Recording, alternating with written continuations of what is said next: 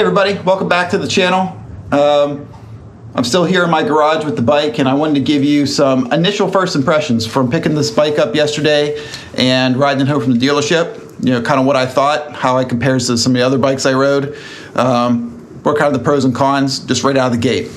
So first up, here's the bike.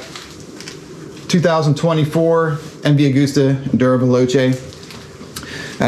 You can check on the intro the purpose of this channel, but kind of give you guys some insight of my experiences owning this bike. And we're going to start with day number 2. Kind of giving you a recap of my ride home yesterday. So I picked it up from the dealership, brand new, no miles on this guy. So Mercedes near Pittsburgh was the dealer I use. Highly recommend them. Great folks, really helped me out.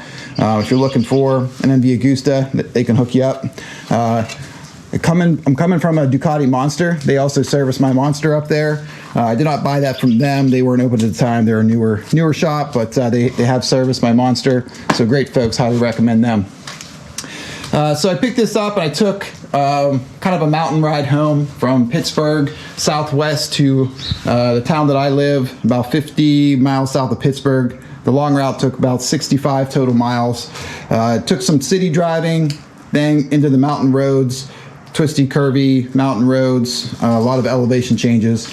I'd say the engine so far is great. I'm still in the break-in period, so I wasn't going above 5,500 RPMs. With that said, even low RPMs, this bike has quite a bit of torque and pulls pretty hard. So I'm excited to break it in and open it up and see what it does. But so far, I really enjoyed the engine. One thing I noticed about the throttle, it seemed like there was a little bit of kind of a lag before you felt the engine kind of pick up. I'll have to play with that a little bit. My Monster's kind of jerky, but it appeared to be a little smoother so far than the NV. So far, all the other reviews I read that super smooth on the throttle there, so maybe it's just me. The other thing I noticed was the seat. Some reviews that I watched before I bought the bike said the seat was kind of hard. I do agree. After roughly 65 miles or so, my ass was a little, wishing I had something a little softer. It actually is. I think it's harder than the seat on the Monster, just a little bit. So maybe it'll break in over time. We'll see, or maybe I'll replace that. I thought overall the comfort level was great in terms of the wind. I'm 5'9", and if I duck down though, the wind totally creates a bubble for me. But I was getting some buffeting on the top of my helmet, and this screen is not adjustable, so it is what it is what I learned. Maybe I'll put a different screen on here, maybe I'll ride differently, maybe I just don't care. I am coming from a naked bike, so I'm used to getting beat up by the wind.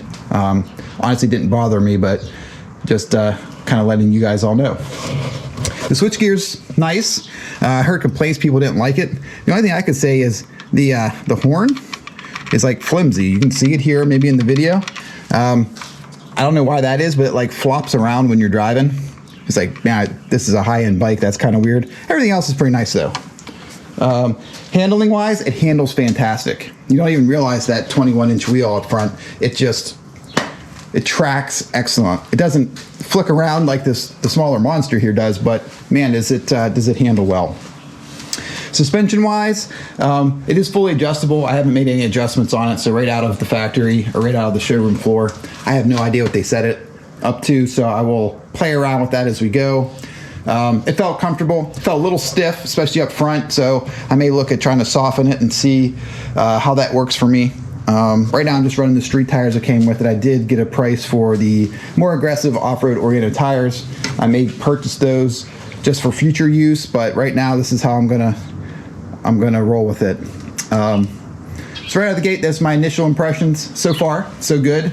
I'm going to be taking a trip here at the end of the week to put some more miles on it. Unfortunately, I'm still going to be in the break-in period, but it was still a very enjoyable ride, even not exceeding the 5,500 RPM limit for the break-in period. So far so good. Really enjoy the bike.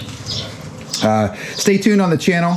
I'm going to go over the things I learned on the bike as I'm learning how to go through the menus and and set the settings.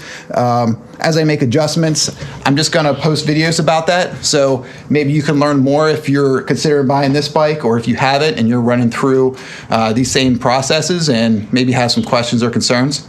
Or if you've done it already, you can help me, because I'm not the most mechanically inclined. I'm not a motorcycle mechanic, I'm not a software engineer, and these bikes have way more advanced tech and controls than what I'm used to coming from a Monster. So thanks for watching, and hope you check in soon.